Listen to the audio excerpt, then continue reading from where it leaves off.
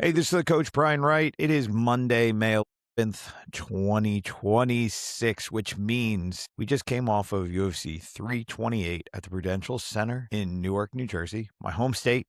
I was actually trying to get to the event, but I couldn't because what we thought was going to be a one-day event turned into a two-day event at the ISK National Kickboxing Tournament down in the great state of Delaware.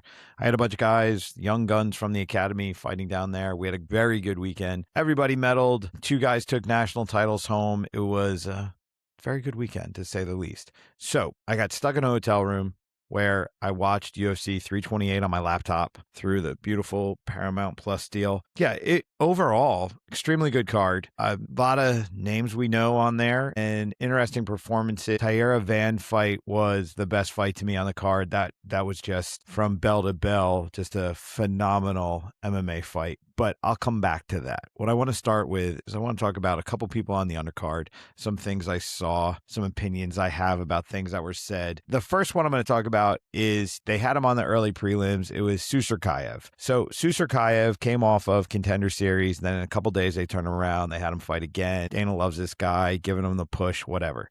He hasn't really fought anybody of record yet. He fought Eric Nolan, who was coming up from 170 to fight him at 85.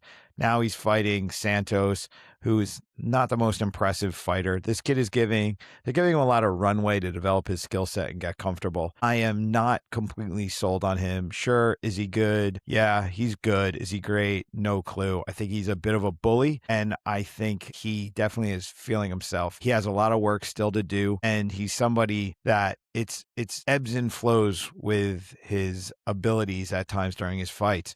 A little bit more confident than he should be. If he starts fighting some better talent, I don't think he's going to go very far at the current skill set that he's demonstrating. You can agree or disagree, don't really care. I'm looking at it from a coach's perspective. There's a massive amount of holes in his game. He's very young. I think they're giving him a push too early. I think he needs to be developed more. He needs to be battle tested, but I also think he needs to get better people around him that are going to keep him humble, because the antics he's playing at this young a stage, he's not going to be able to back that up against the bigger names in the sport. So yeah, a little rough on the guy, but I think we have to be real and we have to be a little bit more grounded with him. The expectations are very high, but right now the expectations and the opportunities, I don't know if they're really going to align that much. After Chimaev, we had Pat Sabatini. People complain about him at times because he's so grappling heavy, but my counter to that one is, if you don't like the grappling of Sabatini, beat it. Most guys can't. He's really that good of a grappler. I don't love to watch him fight, but I respect the skill set that he's bringing to the octagon, and I think he's an incredibly dangerous fighter that has a big upside. I think he's a little bit of a sleeper in the featherweight division. I think he's somebody we're going to see more of going forward.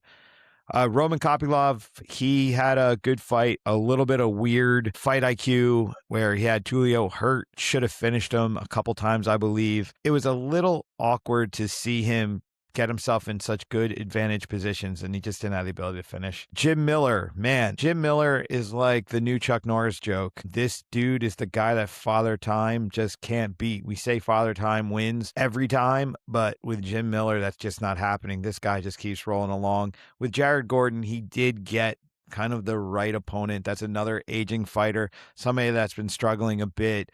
Jared Gordon doesn't have the best grappling defense, but man, Jim Miller and that guillotine, I don't care who you are, if he pulls that guillotine, there's not too many guys I see surviving that. Jim Miller is a truly impressive fighter considering his age, the amount of time he's been in that octagon, and to see him keep finishing fighters is just wild. Somebody else I want to hop in on is Grant Dawson. Okay, Grant Dawson's a guy, he's very tough, good, great, gets his submission in round 3, wins the fight. I know he went through some personal struggles that we were not aware of until he got on the mic, but the one thing I do have to throw out there is that his religious beliefs may be his, and he can praise Jesus and God just like any other guy can, but to go into a speech where he's saying that it doesn't matter if you're a good person, it doesn't matter what kind of life you live, if you don't accept Jesus Christ as your Lord and Savior, there's really no path to salvation. Okay, we are talking about the UFC, which is a global sport, which means the entire world has access to it, which also means that there is a massive amount of diversity that is part of the broadcast. And I think it's a misunderstanding of his own religion to profess it that way. And I think it is irresponsible to get on the mic and make a statement like that and be as disrespectful as you were to the rest of the world that may not agree with you. This is definitely a problem that we'll get back to in other aspects of this card. But these fighters do have a bit of a responsibility with their messaging. I'm not going to sit here and blame anybody because no one knows what these guys are going to say. But we should have a little bit more of a sober conversation about the opinions some of these people have and when they get on the mic and how limiting it could be, how empowering to the wrong people and how limiting to the right people it can be. Wrong or right, I guess that was really bad terminology, but there are a lot of people that are going to take that and be like, wow, this is a guy that aligns with my views, fantastic. But there's also a massive part of the population that will be highly offended by that statement. I happen to be one of them. I think he's a good dude from all accounts. I don't think he was trying to offend me or anybody else, but the intolerance in those words was bad. I know he's a guy that's hoping that people find his way correct and they find their path to salvation, and he probably wishes the best for all of society. But that's a conversation we should be having outside of the UFC octagon. I don't believe MMA is the sport where we should be sitting here and try and figure out our spiritual belief systems. So yeah, Grant Dawson, good fighter. I'm sad that he went through a lot of the things that he's gone through personally, especially this week with his wife, but you really got to check what your message is going to be. You can believe what you believe, but I wouldn't talk about it in such an absolute way because it's disrespectful and it's limiting for a big part of the audience. So that's my Grant Dawson piece. Gauthier fought Ozzy Diaz. I don't think the outcome would have changed, but I do think the fight was stopped early. There's too many times we're seeing fights where guys are basically allowed to practically kill each other, and then this one, a fighter drops and they call it really quick. Diaz was fine when he hit the floor. Sure, it was a little bit of a cut the strings, but he woke back up when he hit the floor. I think that could have kept going. I do think it would have ended with Gauthier still winning, but I would have liked to have seen that go on a little bit more. Get to the main card. We've got King Green versus Jeremy Stephens, and I think King Green just basically tell us emphatically what we already know. Jeremy Stephens is not UFC level anymore, not have been brought back to the degree that he was. I'm not disrespecting anything he's done. It's just he's not of 2026 level UFC anymore. Jeremy Stephens, I think we should celebrate what he did in that octagon and have him go fight somewhere else if he continues to fight. But I don't think the UFC is for him anymore. Then we have Sean Brady, Joaquin Buckley. Incredibly frustrating fight for me because Buckley is such a talented athlete, but his fight IQ is just so low. I don't know what it is with him, but I guess it's because he found success being athletic, that he just tries to athletic his way through, be explosive. But a guy like Sean Brady, you can't do that. This guy is going to take you down if you make a mistake, which he did. And he never let Buckley up. Takedown, wrote him out. Brady should have been more vicious on the ground. Absolutely should have finished this fight 2 or 3 times in top mount. Pitter-patter punching, you've got to throw with more intensity. You've got to show that you want to finish the fight. There has to be a greater sense of urgency here. That is what the fans want. That's what the organization wants, and that's what's going to get you a title shot. I don't think this puts him anywhere greater than he was. I think for Buckley, it just shows that no matter what we do, Buckley's wrestling and grappling is just not there. He's literally just using explosive movement and athleticism to get through these fights. That will get you so far, but that is not going to put you in a championship realm. He does not have the fight IQ to be a title contending top 5 level guy, in my opinion. I think he's a good guy. I think he's a good fighter.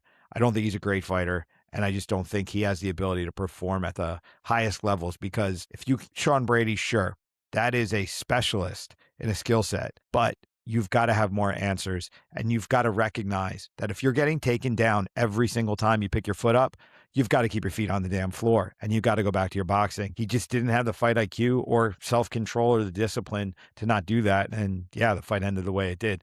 Got taken down and smothered for 3 rounds. Alexander Volkov and Waldo Cortez Acosta was not the most exciting affair, but it just goes to show you that Volkov is evolved. He keeps evolving. He keeps fighting to win, and I love that. Waldo Cortez Acosta is a guy that comes in with great game plans usually. I do think he came in with a good game plan. I just think that it's very hard to train for somebody as tall and long as Volkov effectively. And this fight, again, used great strategy for his height and reach.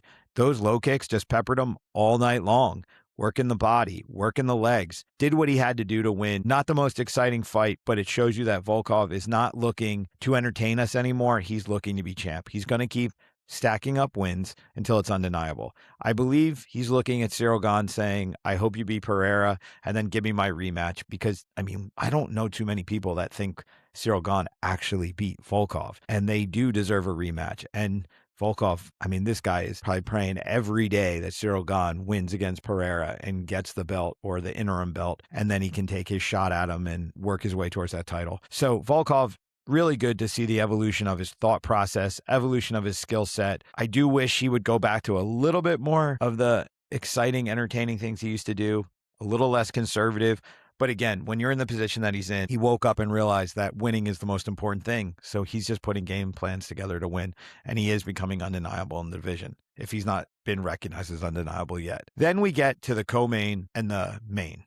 Now, the co-main was something that got drowned out by the main event. The heat of the main event and all the trash talk had Joshua Van and Taira kind of underneath the radar a bit. That was the fight of the night. That was the most entertaining fight. That was the best of MMA.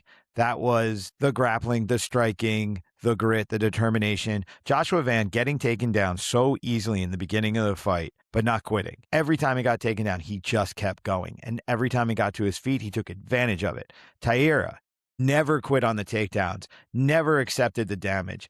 Taira, to me, is the new fighting spirit of Japan.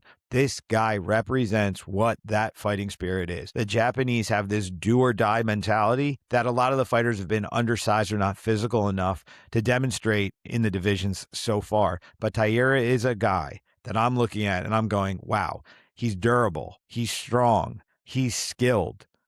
100%. This is a title contender continuously. He will have the ability to come roaring back for this title. He showed massive grit and determination. I'm not trying to devalue what Van did with this little rant here, because as impressive as Taira was, Van to me was equally impressive. His hands were on point. He was rarely missing, if ever, when he was letting them fly.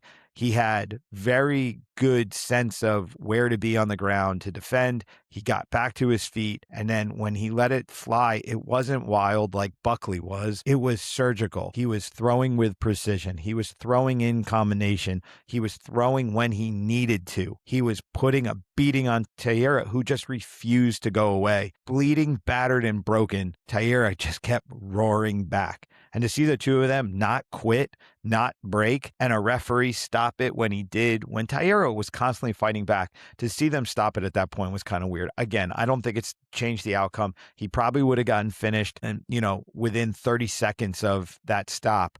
But God, when you've got a guy that's fighting back, and he's not showing signs that he's going to stop fighting back, let him go. Let him go. I think the referee should have let that go. I think Taira should have been able to go out on his shield there. But great fight. Joshua Van really established himself as the current champ. If you've been following me, you know where I stand on that, though. Pantoja, to me, is still the champ. Yes, Pantoja got hurt because of something that happened in an exchange. So Van does get the belt. But he has to beat Pantoja straight up in a scrap for me to truly accept him as the champ. It's a possibility. Van got better. He showed championship qualities. Yeah, he's top 5 in that division. He's the man right now. But Pantoja is a level of blended skill sets and violence that the rest of these guys don't have in the division. I don't think anyone has the aggression, the striking, the grappling, the intention that Pantoja has. Taira, for me, would have won that fight if he was able to connect his striking and his grappling a little bit more. That's the big hole he has, where he's either striking or grappling. The bridge in between was a little bit too wide, and that's what was having him shoot from a little bit too far away, was not able to get the shots later on. It wasn't just because they were sweaty. It was because he wasn't able to penetrate enough, because he was throwing naked shots. He wasn't creating opportunities to really get in. Van, he is well-rounded because his grappling defense is so good, but I don't think he's going to have the same level of success as getting up unscathed like he did with Taira against a guy like Pantoja. So Joshua Van versus Pantoja is the fight that I need to see happen next in that division. That is the championship fight that has to be made. If it's not made, if Pantoja's healthy and that's not made, there's something wrong here. Somebody's getting paid off. We need to see this fight happen, and we need to see it happen soon. So if Joshua Van is healthy, please, in a couple months, give us this fight. Now, let's get on to the main event. The main event, Chimaev versus Strickland. Now, me included, with the rest of the world, thought that Chimaev was pretty much gonna just run through Strickland with his wrestling. Chimaev is somebody to me that has demonstrated a little bit of a bully mentality. We haven't had to see him fight through adversity that great yet. We've seen him get ahead and then fall apart a little bit and then still win like he did with Burns. But everybody else, he basically steamrolls, and he does it efficiently. Strickland, in the first round, it was like, uh-oh. But in the second round, to not allow the first round to happen again like the Duplessis fight did, Strickland made Chimaev question himself, and then Chimaev went to his back. Chimaev basically broke in the second, started to come back, started to have better exchanges with the hands, but the wrestling went away. And then he tried to turn into a kickboxing bout. And then we find out later that Strickland actually got hurt on fight week sparring at Pereira's gym. So Strickland, with a jab, with good defense and just pressure, was able to pick Chimaev apart, and he won the belt back. Now, I thought it was possible, but man, it was impressive. It was truly impressive. Chimaev, to me though, the way he responded to his loss, the way that he was during the fight, and when he walked out of that octagon, he took his gloves off and threw them into the crowd. He gave me all the signs of a bully that was questioning himself. This was a guy that he's got a short fuse. He gets very emotional. He gets very upset. A lot of that is entitlement, and the other side of that is self-doubt and a little bit of weakness. I've been dealing with fighters my entire life. It's very rare that you find a fighter that behaves the way he does, that is confident. It's not arrogance. It's truly weakness. So Chimaev, in the way that he's been acting, I don't know if he is going to be able to handle adversity ever. This is an entitled guy. This is basically the pet project of Khodorov, the dictator in charge of Chechnya. Chimaev does not have jobs in his life. This is a guy that got backed by people over and over and over again. Now he's backed by Khodorov. He has no assets that we can see, but he has things. So what? You have a nice car, you have a nice watch, you have a place to stay, you got a wife that got arranged for you by the dictator. By the way, you can back all this stuff up. Go and Google it. There's more than enough documentation to prove to you what I'm saying is true. This is a guy that's bought and paid for by a dictator in Chechnya, of a country that he rules with an iron fist, that he took this guy, he said, okay, this is gonna, whatever, make me feel better. So Chimaev is his boy. Chimaev is benefiting from that relationship right now. But where does it go from here? He lost. He doesn't have the belt anymore. Is his value to that guy going to be done? Are they going to brush him aside? Or are they going to continue to take care of him, fold him into their society, and we don't see him again? Who knows? I don't know where this goes, but I will tell you, Chimaev does not demonstrate long-term championship qualities. He walked out of that octagon demonstrating all the defeat that a guy that has massive insecurities demonstrates. Now, on the other side, you have Sean Strickland, who fights confidently. This is a guy who understands fighting, but he speaks. When you put that mic in front of him, all of his insecurities come out. I mean, at the end, it was like, okay, so he's apologizing for everything that he's saying, but it's crazy that he feels the need to say it. And he's like, oh, I've never felt like a good guy because the world always told me that I was bad, so it's just easier for me to be the bad guy. And from my personal experiences with him, he's not a bad guy. He just plays this bad guy when you put the mic in front of him going into a fight because he's trying to sell the fight. Okay, that's fine. My only problem there is that this is not, okay, you suck kind of talk. He went after a country. He went after religion. He went after, all these personal things. And he went after him in a way that empowers the wrong people. I don't think Sean Strickland is racist, sexist, homophobic, Islamophobic, anti-Semitic, or any of these things. But I think the way that he went about this, he can have his sound bites pulled apart and he can empower a large group of, I'll call them bad actors, people that do not have the best interests of the society at large in hand. He can become the poster child for a lot of people that I don't think he necessarily aligns with in action, but he sure did in deed. I have Muslim friends that are like, fuck this guy. I can't believe he's saying this. Great. You sell the fight, but again, you're really turning off a lot of good people, and then you're taking bad actors and you're empowering them to speak and act in a way that can be harmful for the balance that we're trying to achieve in society at times. So I don't like to get political when I'm talking about fights, but if we were just taking guys and putting them into an octagon and letting them fight, and all we knew was a little bit of how their training went, who their camps were, and this was X's and O's, that's one thing. But in this particular card, UFC 328 had basically religious statements, then it had political statements, it had alignments with dictators who do terrible things, it had financial benefit from aligning with these dictators, then it had, I mean, the easiest way to say it here is just hate speech to promote a fight. It had a lot of things that go against the just simple purity of sport. So politics, religion, nationalism, a lot of isms got brought into this discussion, and it really didn't need to be. This wasn't just two men.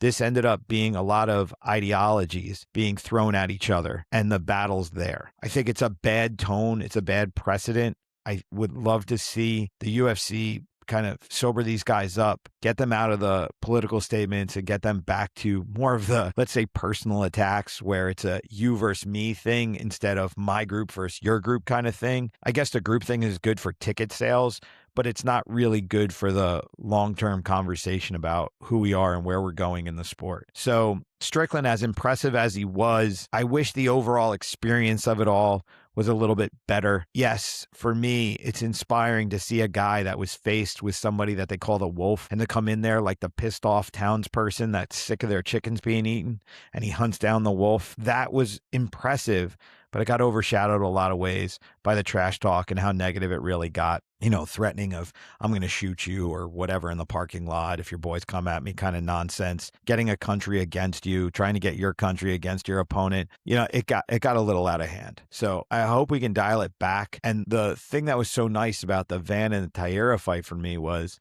that was really a conversation about the combatants and their skill sets. There was not this nation versus nation. There was no politics or religion involved. Taira represents Japan, but not in a negative way, and represents, I believe it's Myanmar. That's an inspirational story of how he ended up in the United States and he made something of himself. This wasn't taking the worst aspects of political discourse and building fight drama. This wasn't taking, nationalism from the populist negative side of it. This was people with really good stories representing the best of where they come from to get put into an octagon and represent the best of the sport. I wish we could have flipped the script a little bit and Van versus Taira could have been the main event, could have been the story that we focused on. But Strickland and Chimaev, because it's the clickbait 2026 culture that we live, is the one that got the push. UFC 328, from a technical perspective, was an amazing night. From the optics side of it, it was a little confusing and a little weird. But overall, the UFC continues to give us the fights we want. It's getting more and more engagement. I talked about it last time. I believe it was a 210% increase in the viewers just for the press conference and the weigh-ins.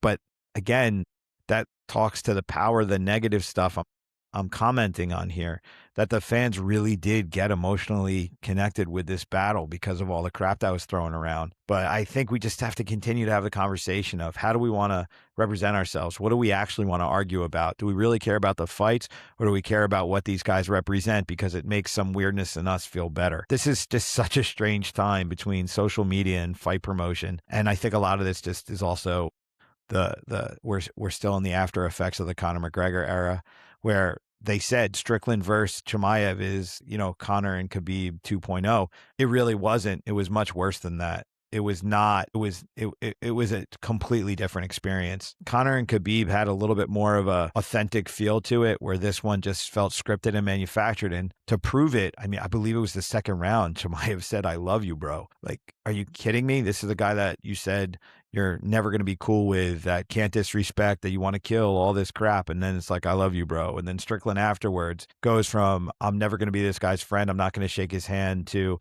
I'm really sorry, he's actually cool and I didn't mean to offend anybody. My God. So who do we trust? Who do we believe? What's really going on? Welcome to the circus, people. The UFC and fight sports and life in general in 2026.